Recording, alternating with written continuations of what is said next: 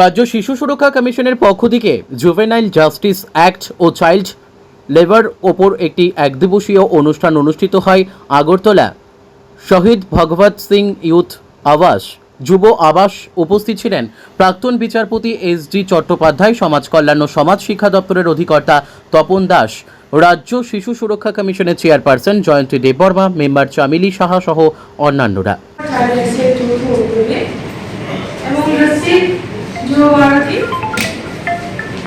সহায়তায় আজকের এই জুয়েল জাস্টিস অ্যাক্টের মাধ্যমে যে আইন হয়েছে সেটার বিষয়ে আজকের এই ওয়ার্কশপ।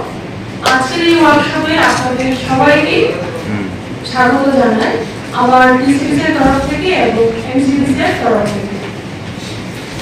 আজকের এই অনুষ্ঠানে এই ওয়ার্কশপে আমাদের মাঝে উপস্থিত আছে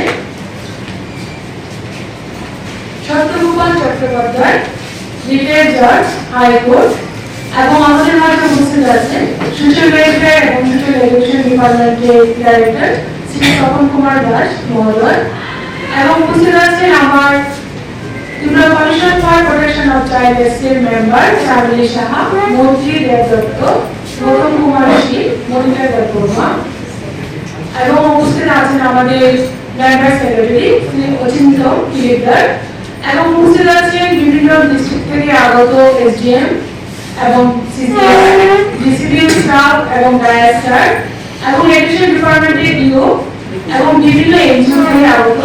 আপনাদের সবাইকে আজকে এই ওয়ার্কশপে আমি ব্যক্তিগত